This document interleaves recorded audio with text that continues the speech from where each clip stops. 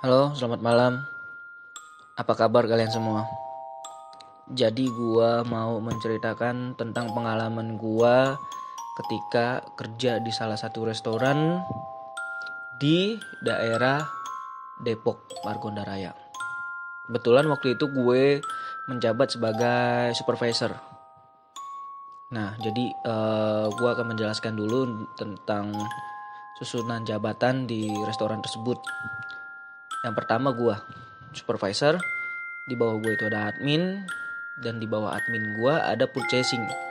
Untuk bagian office-nya cuman ada 3 divisi tersebut, dan sisanya itu staff-staff seperti kitchen atas, kitchen bawah, waiters, and barista. Jadi gue mau menceritakan tentang pertama kali gue kerja di sana. Ketika gue pertama kali kerja di situ, gue sih emang nggak pernah ya, maksudnya nggak pernah bisa melihat secara langsung kecuali makhluk tersebut mewujudkan gitu loh ke gue.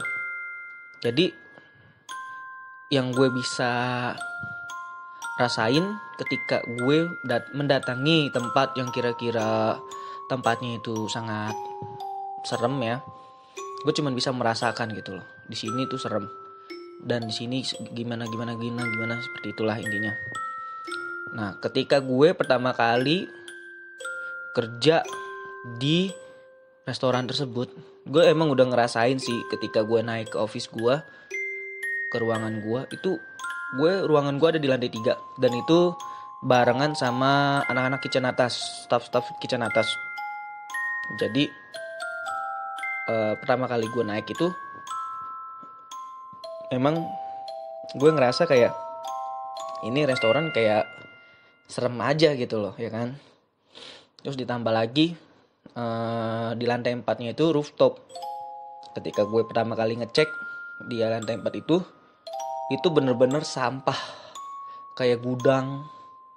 Jadi ada kayak barang yang udah gak layak pakai lalu disimpan di lantai 4, seperti saus, terus sambal, kecap, minyak jelantah, minyak yang udah gak layak pakai lah intinya, minyak jelantah. Terus barang-barang yang udah nggak layak pakai tapi disimpannya di atas dan sampai belatungan. Idih, gue itu ngeliat ini kok nggak pernah kerawat gitu loh. Apakah supervisor sebelumnya apakah pernah gak membereskan itu loh ya kan? Karena kalau yang gue tahu, kalau tempatnya jorok gitu kan pasti banyak dong penghuninya ya kan. Nah, gue menghindari itu lah intinya. Pertama kali gue naik ke rooftop itu, hawanya benar-benar panas. Padahal gue naik itu ketika sore, jam 4 sore. Pas gue naik itu hawanya benar-benar panas. Panasnya sumpah itu panas banget dah intinya. Ketika gue kerja di situ kurang lebih 1 bulanan ya, gue mengalami kejadian benar-benar mistis. Jadi waktu itu gue ada pesanan lah intinya dari kantor pusat. Nah, ini gue menugaskan 2 orang staff gue untuk nemenin gue prepare pesanan dari kantor pusat itu ya kan. Karena ini penting banget gitu loh, karena owner sendiri yang pesan ya kan. Akhirnya gue datang lah jam 7 pagi. Jam 7 pagi ketika gue datang, kebetulan kan gue megang kunci ya, karena kan gue supervisornya. Pas lagi gue buka toko rolling door, itu nggak ada ngalamin apa-apa sih ya. Pas gue naik dari lantai 1 ke lantai 2 juga gue nggak ngerasain apa-apa. Pas di lantai 3, entah itu mungkin karena gue juga masih ngantuk kali ya, gue juga nggak mau berpikiran negatif lah intinya. Ketika gue naik dari lantai 2 ke lantai 3, gue berbalik badan, gue ngeliat sendiri itu ada bayangan sekelibet warna hitam. Jadi dari kamar mandi ke lantai 4. Dan itu benar-benar, menurut gue ya, gue sih pikirnya mungkin karena gue masih ngantuk kali, jadi halusinasi gue lah. Udahlah, gue menghiraukan itu. Dan gue pernah ngalamin, bukan gue doang sih, ini staff-staff gue juga ya. Jadi waktu itu pernah di lantai 2 itu ada kamar mandi, toilet.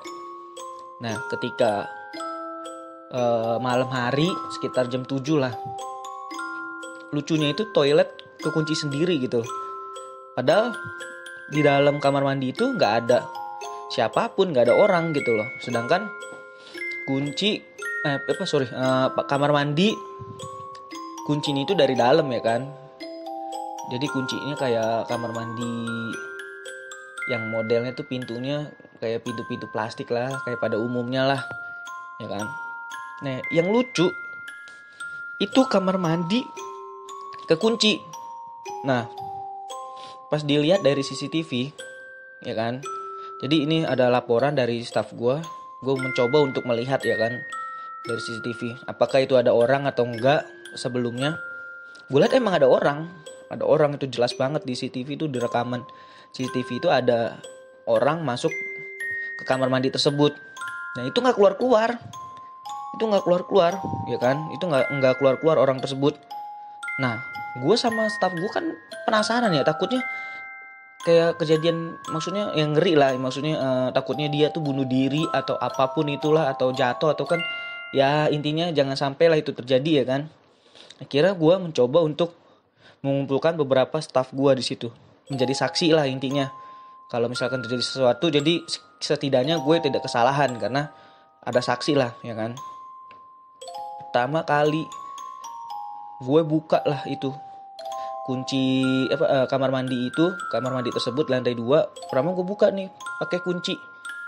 Jadi gue megang kunci kamar mandi lantai 2 ya kan. Terus gue buka itu nggak bisa.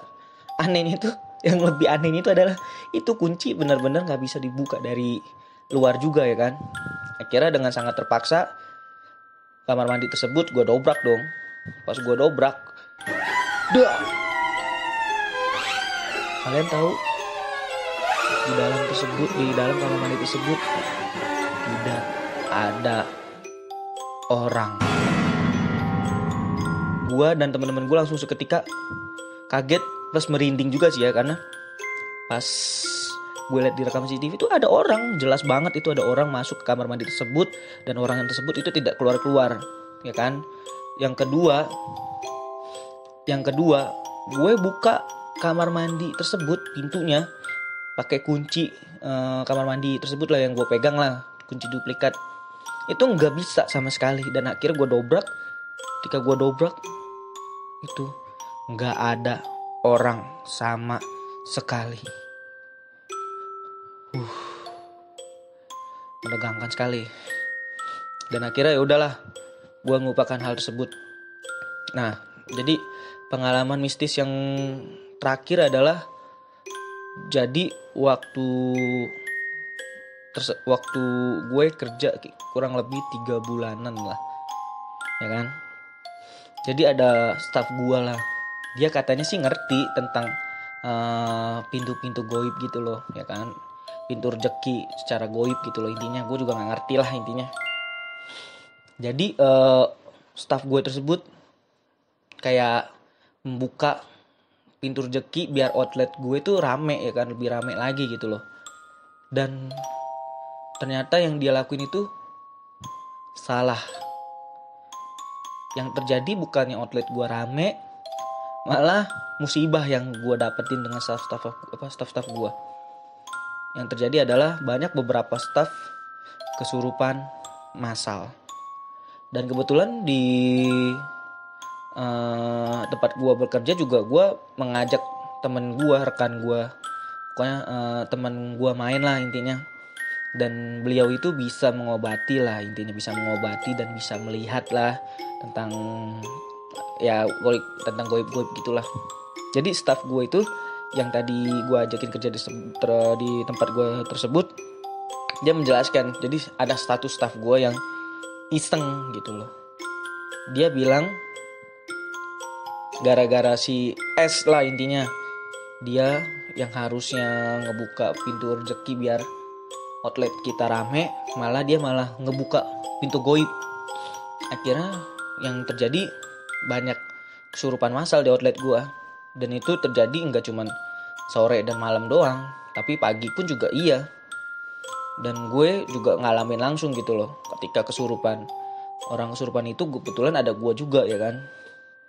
Yang pagi gue ingat banget ketika admin gue lagi ngerjain laporan, dia mau masuk ke pintu kamar mandi di lantai 3 ya kan. Tiba-tiba dia jatuh gitu loh, terus langsung kayak orang kesurupan gitu lah.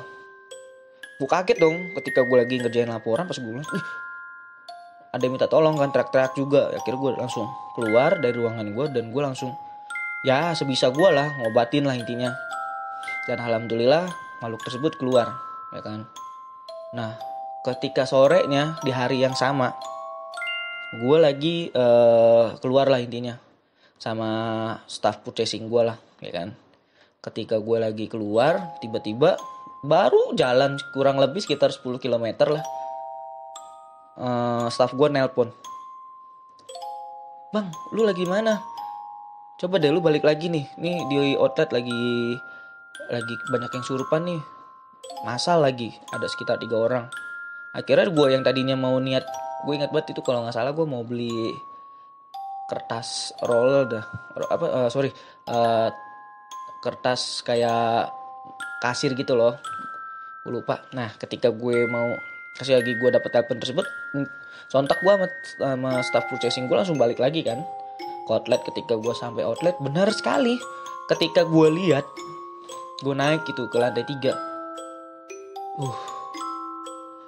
Pertama hawannya panas, kedua 3 orang staff gue, pertama admin, kedua divisi waiter satu, dan yang satu lagi barista. Dan gue itu bener-bener, aduh gue bingung mau ngapain gitu ya kan, karena banyak banget nih yang surupan. Akhirnya gue mencoba untuk panggil temen gue yang bisa, yang ngerti juga lah, yang tadi gue ajakin kerja di situ.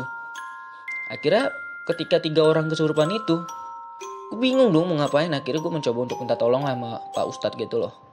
Ketika gue minta tolong sama Pak Ustadz di tempat sekitar, akhirnya setelah itu mereka sadar, gue minta tolong sama Pak Ustadz tersebut untuk ya kayak menutup lagi lah pintu goib tersebut yang udah dibuka sama temen gue itu. Karena temen gue yang ngebuka itu, dia gak bisa nutupnya lagi gitu loh. Jadi dia kayak orang baru belajar juga sih gitu loh. Akhirnya dicobalah untuk ditutup, tapi dengan satu catatan, setiap malam gue dengan staff atau beberapa staff gue untuk kayak yasinan gitu loh. Akhirnya gue mencoba untuk ya udah gue ikutin lah, yang penting normal dulu aja karena bukan apa-apa. Ini kalau didiemin juga, jujur ya, gue kerja dari awal gue kerja sampai gue sekarang pun baru pertama kali gue kerja kayak gitulah. Pertama yang kesurupan masal, kedua masalah pintu goib. Udahlah, maksud gue, kita kan alamnya udah berbeda gitu loh. Kalau lu istilahnya bisa, ya udah cukup lu aja gitu loh. Dan jangan pernah melakukan itu di tempat usaha gitu loh, atau di tempat kerja. Please, kalau lu emang mau melakukan hal tersebut, mendingan di rumah gitu loh. Jangan sosokan ya di tempat kerja gitu loh kan. Jadi dampaknya bukan ke dia doang, tapi ke semua staff gitu loh. Dia sih gak kenapa-napa gitu loh. Akhirnya gue mencoba untuk kasih SP3 lah ke dia, karena ini udah benar-benar parah banget gitu loh. Akhirnya dia keluar. Dan setelah itu ya gue juga keluar. Gak lama dari situ gue resign juga. Jadi jadi cukup sekian aja dulu cerita gue, karena gue lupa ingat juga kejadian tersebut. Tapi untuk yang masalah pintu kekunci itu benar-benar real, jelas. Dan yang masalah kesurupan masal juga itu benar-benar jelas juga ada gue di situ ya kan. Jadi gue mau cerita sampai situ aja dulu ya. Terima kasih. Selamat malam.